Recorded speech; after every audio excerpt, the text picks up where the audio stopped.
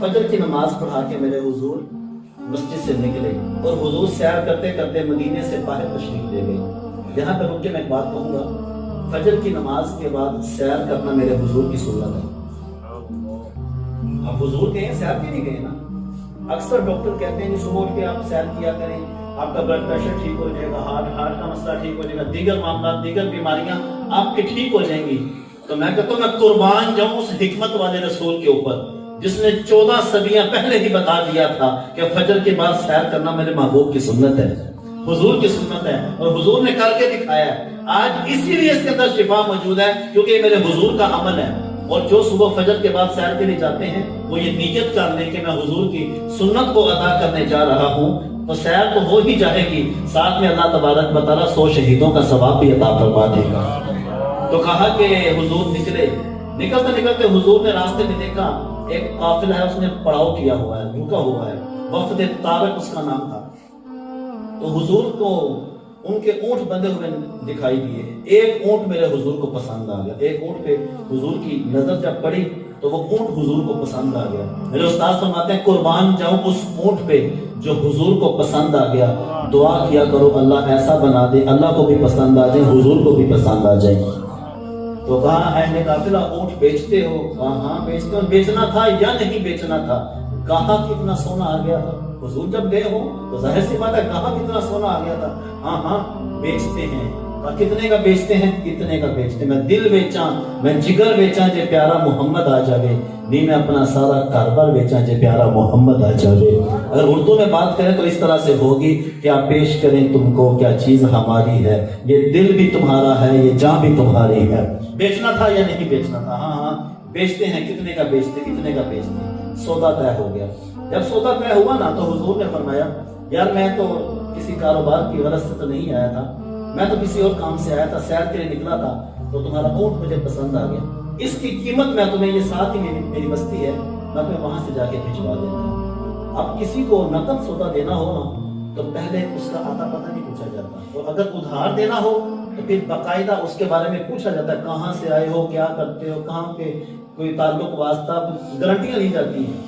اب حضور کو وہ جانتے نہیں تھے، پہلی ملاقات تھی، تو کہا ہاں ہاں آپ لے جائیے۔ اب حضور نے نکیل پکڑی اور حضور چلتے ہوئے، جب تک حضور نگاہوں سے اوجھل نہیں نہ ہو گئے، ٹکٹکی باندھ کے حضور کی چال ہی دیکھتے رہ گئے۔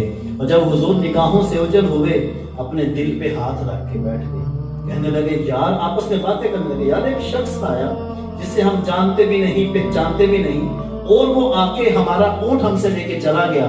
ایک ساتھ والے سے بول کے کہتا ہے یار تو ہی بول دیتا، تو بڑا سیانا بنتا ہے۔ اسے کہا یار میں کیا بتاؤں، جب وہ تم سے باتیں کر رہا تھا نا، اذا تکلم رؤیا النور یخرج من بین ثنایاہ، جب وہ تم سے باتیں کر رہا تھا نا، اس کے سامنے والے دانتوں سے نور کی کرنیں چھن چھن کے نکل رہی تھی۔ ایک نے کہا یار تو بولتا، تو بھی بڑا سیانا ہے، تو ہمارے میں بڑا دانا ہے۔ اس نے کہا یار میں کیا بتاؤں، اذا ضحک یتنالہ فی الجدر، جب وہ مسکراتا تھا نا سامنے پہاڑوں پہ اس کی مسکراہٹ کا عکس پڑ رہا تھا۔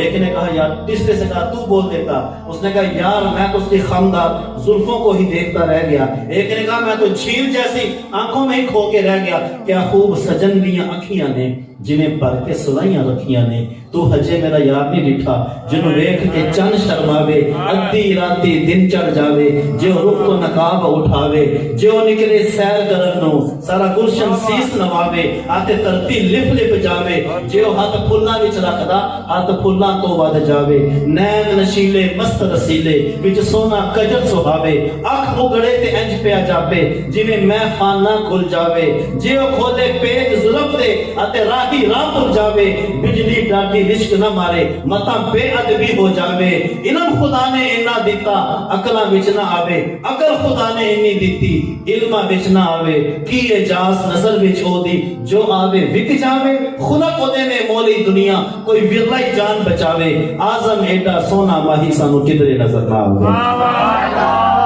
بیچنا تھا یا نہیں بیچنا تھا، حضور کو دے دیا۔ آپس میں باتیں کر رہے، یار ایک شخص آیا اور ہمارا اونٹ لے کے چلا گیا۔ ایک نے کہا اونٹ ہتھیا کے لے گیا، جب اتنی بات کی نا اونٹ ہتھیا کے لے گیا، تو خیمے کے اندر کافرے کے سردار کی بیوی بیٹھی تھی، اس उसने खैमे का पर्दा सरकाया और बोल के कहती है, खबरदार अगर किसी ने ये बात की कि वो तुम्हारा ऊंट हथिया के ले गया, या तुमसे बात करके लेके गया है, अगर वो तुम्हारे ऊंट की कीमत देने ना आया, मैं जमानत देती हूँ ऊंट की कीमत मैं तुम्हें अदा करूंगी। कहा चलो शुक्र है, ये तो उसको जानती। कहा तू उसे जानती है? कहती है वल्लाह मैं भी उसे नहीं जानती। कहा फिर जमानतें क्यों दे रही है? कहती मैंने खैमे के ओर से उसका चेहरा देखा था और मेरा दिल कहता है इतने सोने चेहरे वाला झूठा हो ही नहीं सकता है।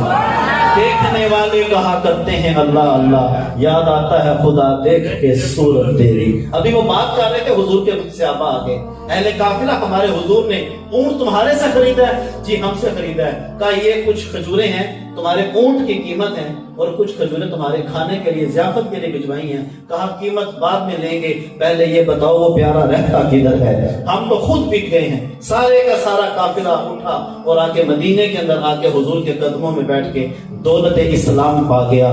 तेरी तक के अदामा में मुरीद हो गई। मेरे उस्ताद फरमाया करते हैं ये जाएं और लोग कलमे पढ़ते पढ़ते हुजूर का मदीने में आ जाते।